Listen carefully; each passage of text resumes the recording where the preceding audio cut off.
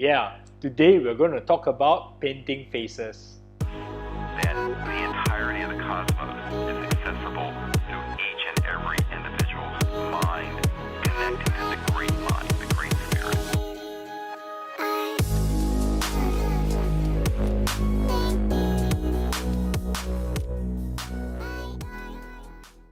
Welcome back to the channel, collectors. So carrying on from our common space marine mistakes, I'm going to talk about some common mistakes I see when observing how other painters paint their faces on their space marines. So as we know, when painting faces, it's all about just that Bachmann glow followed by the Cadian flash with the Riklan flash shade. That's all what we have been taught how to paint faces, but there's a little more to that. So before we take a look at some common mistakes when painting faces, why don't we pay the class fee of 1 like and 1 sub. So without further ado, let's look at some common mistakes. Alright, so as you can see, this is a typical space marine face. Very manly, with very chiseled cheekbones and very chiseled chins. So how we are always taught how to paint the faces are, first we got to do the base coating in Bachmann glow, then after that a little bit of Cadian flash. We're just going with the volumes and everything, and then after that we just need to highlight, possibly a shade after this, and this is how the face skin tone should be done. And this is what we get. I think for a tabletop model this will look really nice, but I would be really scared if my skin tone was going to be like this. If I go out to public, this would kind of look kind of scary. Because, I mean, faces are not going to be like that. Faces tend to be a little bit more nuanced. So, let's talk about what's missing in this picture. So what's really missing from the common way of painting heads, you might ask? I would say that it is subtlety as well as playing around with multiple colors on the face. Let's face it, our human faces aren't just one color from top to bottom, and there are a lot of subtle colors that you can apply when painting faces. So let's look at how we can implement some of these techniques. Alright, so as you can see, our faces are not just skin and flesh, they're bones, blood vessels, and all the other things, and these are the things that we have to portray when painting our faces. So let's see how we can introduce more of these things and to see whether we can include many of these more complex colors. So this is the one simple trick that you can do in improving your face, is just to break down the face into basic color zones. So let's put some red in first. So this is the entire red that we can do. Let's include some blues. So these blues are blood vessels, a little bit of, I don't know, just unshaven faces, have a little bit of blue, and a little bit of green on the cheeks. These greens tend to reflect and make the areas next to the red appear more saturated, and a bit of yellow zone.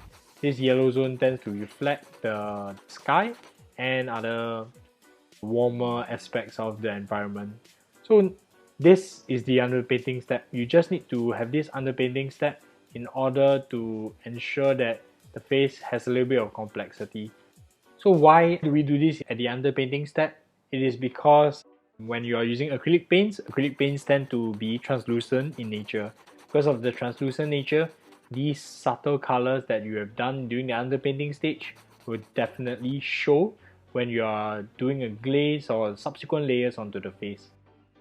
Okay, so just maybe add in a wash for some of the shadows and some definitions. The wash you can just use straight up Riklan flash shade. And then here comes the interesting part. Once you do the highlights, the face is definitely going to pop. And we're going to just add in and reinforce some of the color zones again. I'm going to focus on the nose and the cheeks. And these are the color zones that I'll be refocusing on. As you can see, this is a lot more subtlety compared to the face that we have painted just now. I think what's very interesting is when you're painting the initial face, it kind of looks alright. However, once you compare it to something a little bit more realistic and more subtle, you can see that the face on the right hand side doesn't look as realistic, and it looks a little strange, looks a little dead. So this is why you should introduce some subtle colors into painting faces. So this is my explanation for introducing more colors into face painting. Next up, I'm going to be demonstrating this in real life. Alright, so enough talking about theory. Let's see how we can apply this on a real life Space Marine head. Let's go. Alright, so we've gone through the theory and now I'm going to do this in real life.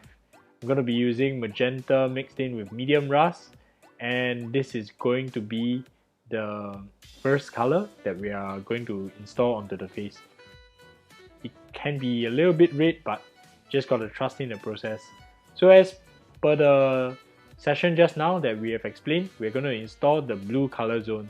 So this is going to be in the bottom third of the face and under the eyelids. It's going to be like a eye bag color of sorts, and this is what I'm going to do. Just going to keep the colors really obvious and really saturated, so this face is going to look really wild. Okay, now it's time for the yellow zone. Gonna be using a little bit of purulent yellow mixed in a little bit of medium rust. I'm gonna just make sure that this is going to be on the top third of the face and a little bit on the cheeks, just to push up the yellow zones.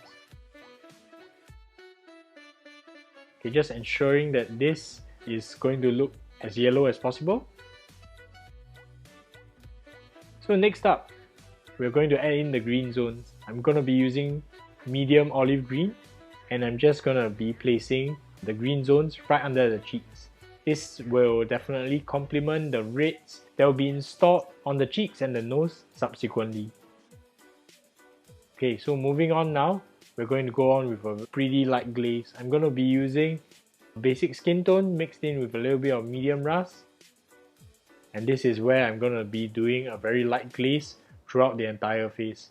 This is where you see all the face come together and he won't look like he has been under the sun for way too long. Okay, so you can see these are the zones that I'm just focusing on. And this is what we have achieved after the glaze. As you can see, he looks a lot more human now. Trust me, this was just glazing over and making sure that the volumes were well represented. Next up, I'm adding in a little bit of luminous flash, and this is going to be for the key highlights. These key highlights are going to be on the brows, the front of the forehead, and a bit of the nose, and yep, that's all you gotta have. Next up, we're gonna add in a little bit of red glaze. This is really thinned down to the point that the paint is almost separating, but not yet. I'm going to do this on the cheeks and the nose just to give him a little bit of life back. And this is going to look like a clown, so you just got to glaze back the skin tones, and this is what I'm doing here.